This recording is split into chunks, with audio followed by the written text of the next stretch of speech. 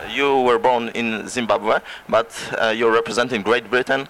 What happened that you came to Great Britain? You know what? I love both countries. I love Zimbabwe. I love Great Britain. Great Britain gave me an opportunity, and Zimbabwe. I was born there. They raised me right, and Great Britain gave me an opportunity. So I went there to kind of to visit, and then suddenly I fell in love with boxing. But did you come to Great Britain in connection with some financial issues of your parents, for instance? Are they economic migrants? No, no, no, no, no, no. I went to Great Britain because my mum was like living there, and I used to live in Zimbabwe. And then when I got there, I enjoyed it, and I was like, "Can I stay?" And she said, "Yes." So I didn't go there for financial difficulties and stuff like that. So you started your trainings as a boxer in Great Britain, yeah? Yeah. Do you have a great amateur career? Yes, I had 25 in amateurs. I won the ABAs twice, and I won the Four Nations, and I turned pro after that. And how many of amateur fights did you had? I had 25 fights, and I only lost two. Recently, when we went to Germany to see the fight between Klitschko and Sosnowski, I met Julius Francis, a retired British heavyweight, and he created a little ranking of British heavyweights, and he said that the king is obviously David Haye, the second position belongs to Ollie Harrison, and the third place belongs to you. Do you accept this kind of ranking? Yeah, that's his opinion. Everybody is required to their own opinion. To be honest with you, that's what he thinks. I could tell you I want to be number one, but that's impossible because I can't be number one because I'm not a world title contender. So I'm number two, not number three. Number two is better. Julius Francis mentioned something about your reputation of a lazy professional. Do you have some problems with sticking with the plan of your training sessions? Listen, I appear lazy to most fighters, but when we get in the ring, it's a different story. So it works out for me. It works for me because when they see me as lazy, that's how I'm relaxed. So I'm alright. I will stick to everything I do every day in the gym. You're also known as a fighter who's known from his extraordinary behavior in the ring or outside the ring. Do you like to show off a bit sometimes? We are in, you see, this is the problem with most fighters. Fighters they need to understand that when you're a box, it's a show-off game. There's no need of you putting yourself into that pain and not showing off. I love showing off. And what made you to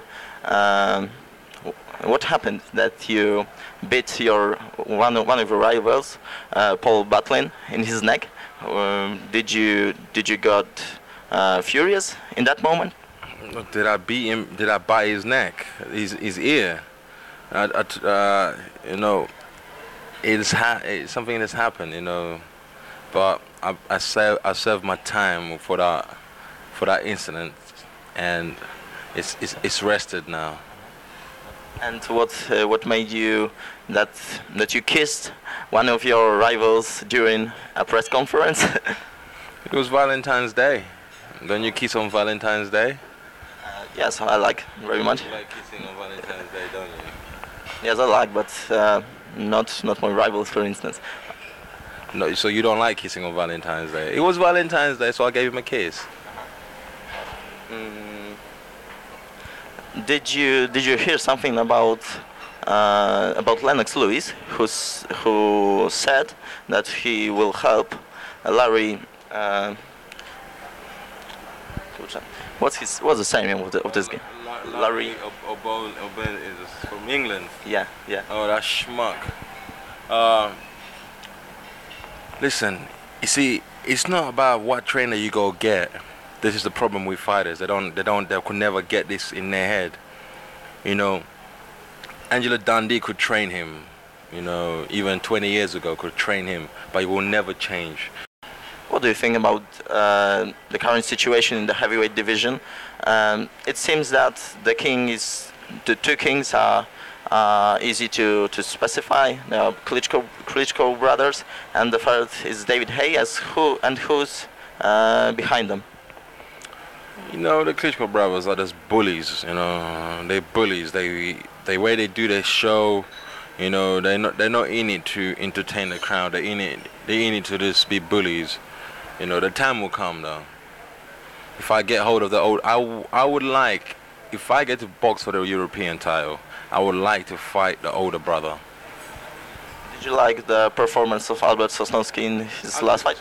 He didn't go there to win. You know, he didn't go there to win. He gave up. You know.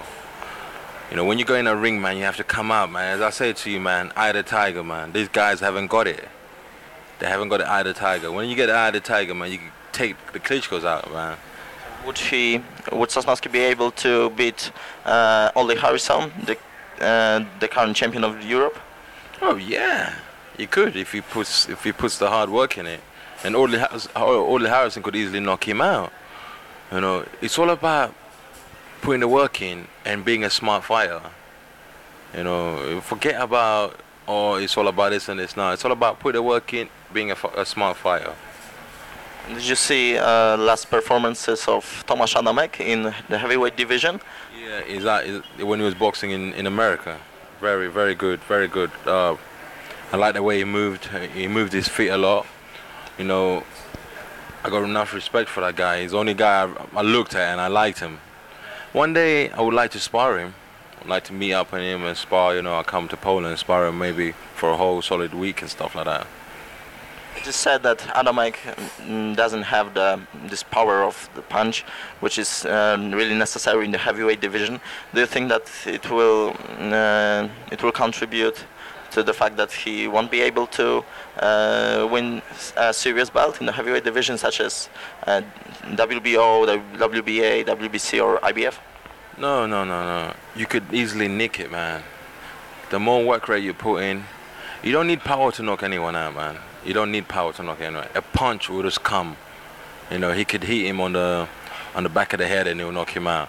He's got power, man. He has knocked up his few opponents before he stepped up to heavyweight, innit? So he's got power in him.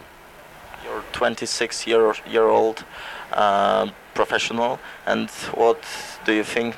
How much time will it take you to gain the championship level?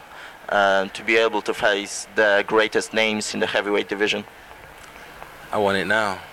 I always say it to my promoter, you know, my boss Frank Warren, like, you know, I want it now. You know, I want it now because I know what I can do. Me and my team, you know, we know what we can do. Did you expect that you will defeat Danny Williams so easily? No, when they announced my name and they put my music on, I'm totally focused. Like, you know, I come forward. Danny promised me he was gonna have a fight with me. He didn't have a fight with me.